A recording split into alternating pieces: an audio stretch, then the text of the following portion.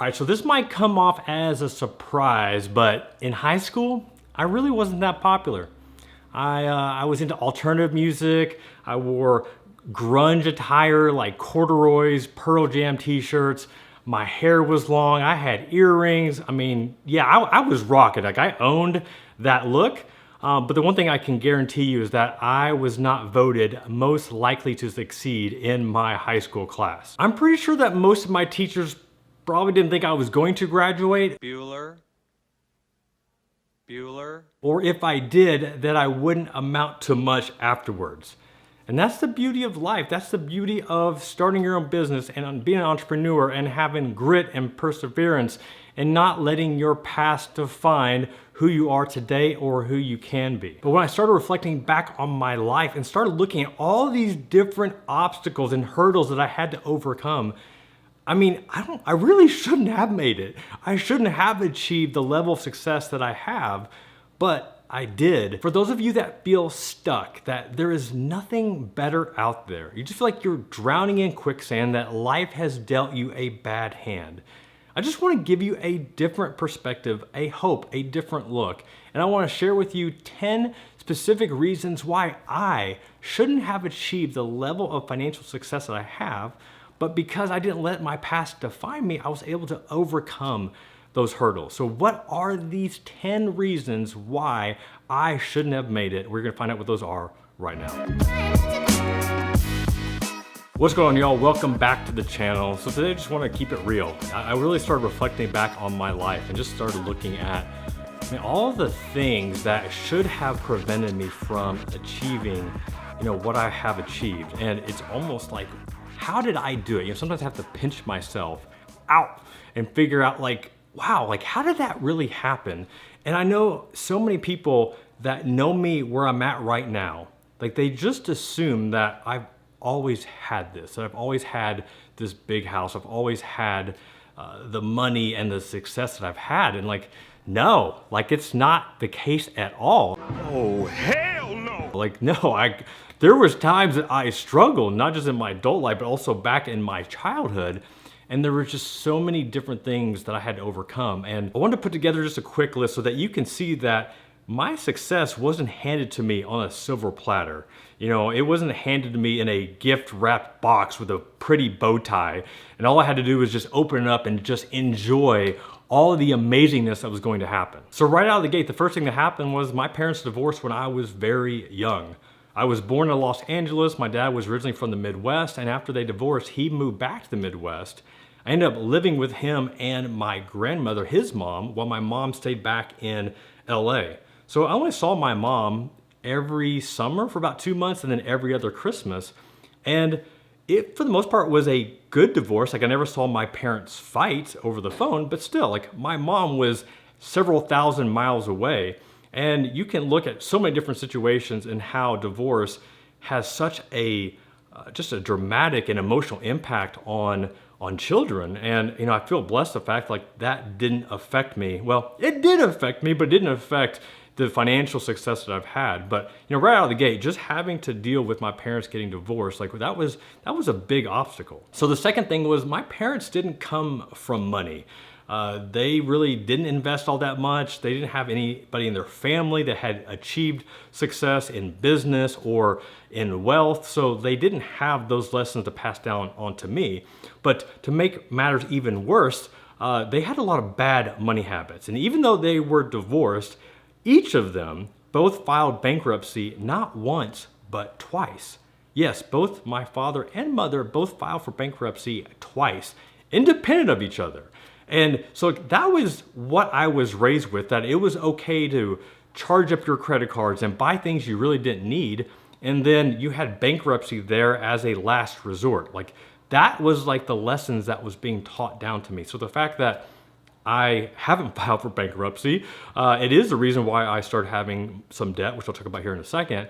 But without having that solid foundation, that solid financial foundation from my parents, it means it's just almost a miracle that I didn't adopt many of their bad financial habits. All right, the third obstacle I had to overcome was I was a college dropout. My dad didn't go to college until he actually graduated when he was 55 years old. And he didn't want me to follow in his footsteps. And I was like, yeah, I'm going to go get my degree. And then long story short, I ended up getting dropped of all my classes and it was too late to register. So I ended up becoming a college dropout, ended up working a dead-end job for a semester. And that was just a miserable time in my life, like miserable. Imagine doing data entry for 8 hours a day, 5 days a week. That's how miserable my life was. Now, fortunately, I didn't stay a college dropout. I ended up going back to college, getting my degree, but starting off, yeah, I dropped out of college. So this is kind of fun. Whenever I was graduating high school, I was living in LA and I applied to several colleges, but the one that I was really hoping to get into was UCLA. My grades weren't that great. I don't remember my GPA in high school, but nonetheless, I got rejected by UCLA. Now, that one I understood. Like, I didn't have, like I said, the most amazing grades. My SAT score wasn't lights out. But the one that really affected me was after I went back to college, ended up joining the Army National Guard, I got my associate's degree, and then I applied to U of I, the University of Illinois, to major in finance and got rejected by them. So 2 times I got rejected by 2 really good schools, UCLA, U of I. And I was just sharing this story with my oldest son because he didn't make the middle school basketball team. And I was just telling him, like, dude, like you tried, you gave everything that you had. Don't let this coach define who you are, because if I would have let these 2 colleges tell me, make myself believe that I'm a failure and I don't deserve to be there, then I wouldn't be where I'm at. And, Investopedia just named me their number 6 top 100 financial advisor in the country. And I just find that funny, because U of I and UCLA said I wasn't good enough. So, seems like that's your loss. So after U of I rejected me, I ended up going to a state school. And right now it is one of the worst schools in the state of Illinois. Their enrollment has dropped like 40% over the last 4 years, something crazy. So it wasn't the greatest school, it was a state school. So you think that I should go there and my grades should be just lights out. Not the case. I think I graduated with a 3.2 GPA, on a 4-point scale. I'm not like getting a lot of attention from finance companies, because of my stellar grades. So that was another obstacle. Like, just my GPA was like, and like, okay, who's gonna hire me now? Because everybody else rejected me and I got a really bad GPA. So upon graduating, I should have graduated debt-free because I joined the Army National Guard. That was to pay for my tuition and fees. I was also working a part-time job. I didn't need to take out student loans, but I could, so I did. And I took out student loans, not really to pay for school, but to pay for going out to the bars, buying clothes, going out to dinner, spring break. I mean, I don't even know what I spent my money on, but in addition to taking out student loans, I also took out credit cards, because going back to my parents and some of the financial lessons that they taught me or didn't teach me, I was opening up credit cards, maxing out department store cards. I remember I had a girlfriend at the time and I co-signed for my girlfriend. I think it was a Discover card, and she had a $10,000 limit that I co-signed for. I was a little nervous when I broke up with her because she really could have put the hurt on me. Thank goodness she didn't. Thank you. So I'm graduating from a state school with a 3.2 GPA with over $30,000 of student loan and credit card debt. Like, my life is going somewhere. So as I'm graduating, this is actually during the recession. Those watching this may remember 2008, but going back to 2002 was another recession, which was like one of the worst times that you could graduate. And at that time, I applied to work at actually it was the brokerage firm I ended up working for, but working for their home office up in the St. Louis area. And this company had been around for 117 years at that time. I applied, had a good interview, had a follow-up interview, and really felt like, yeah, I'm gonna get this job, like this is awesome. And then 2002 hits, and that was a combination of 9/11 and just the aftermath of that. So this company that I felt like I'm getting a job, like it's a done deal. they end up having their first layoff in their 117-year history the year that I'm graduating. So they weren't hiring anybody new, they were laying off people. So here I am getting ready to graduate and I've got nothing lined up, like just another obstacle that I had to overcome. So since that job fell through, I settled on a junior broker position. I was interning at a local investment office of the company that I applied to, and one of the advisors had made me an offer to be a junior broker. And initially I turned it down. I didn't really feel like I understood the industry and didn't really understand like what he did. And I don't think I really had any interest in doing it, funny enough. And the offer that he made me, salary was a whopping $18,500.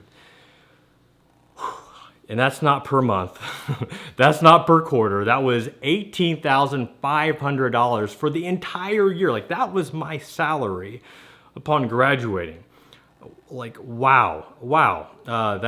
That's not a lot of money. Now, gratefully, I was still in the Army National Guard, so I had a little bit of money. I was still living on a college budget, but still, like, it was pretty hard to make ends meet. I mean, there was no going to Ruth Chris and getting a nice filet. Like, that was McDonald's and Taco Bell value meal for many years to come. So since I wasn't 100% confident that this was my career, being a financial advisor, I decided to also enroll in the MBA program at the college that I graduated from. So here I am trying to work full time, making $18,500, and then get my MBA simultaneously.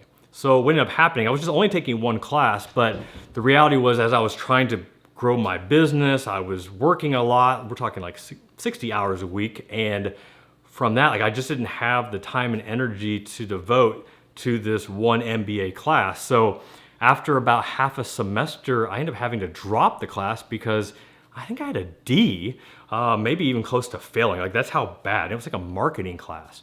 But it was one of the first times I felt like, man, I'm quitting something other than dropping out of college earlier. But this was different because I felt like I was putting forth the effort, and it was just hard for me to say that I'm a quitter. And like I just had never really quit anything that I was determined to get. So dropping out of the MBA program was hard, and just another obstacle that I had to push behind me and just keep pushing forward. So the other funny thing about this junior broker position was the advisor that hired me, we also had a branch manager, which was basically his boss. And he was the one paying for my salary, but she had to approve certain things like if I should have my own office and what expenses the branch would cover as opposed to what expenses he would cover. And whenever he was hiring me, she didn't think that I was gonna make it. She didn't think I was financial advisor material. And I can't remember if she told me this specifically, but I do remember feeling and knowing that she didn't think I was gonna make it. So much, in fact, that she wasn't even willing to give me an office. Like she was gonna give me a cubicle, which I was doing a lot of cold calling. I was eventually going to meet with clients. Like you can't meet with clients talking about personal information in a cubicle. So eventually she finally gave me an office, which was one of the ugliest office. Like the wallpaper on this thing was, if you stared long enough, you would see a sailboat or I don't even know what. Like it would make me dizzy. It was so hideous. But yeah, she totally did not think that I was going to make it at all. And I do remember the third month of being a financial advisor. So we got paid once a month. That's the 10th of the month how we got paid. And with my salary, divide that by 12, 18,500 by 12, and then you factor in health insurance, taxes, everything else. I remember there was one month that my take home, my net for the month was just over $800 for the month.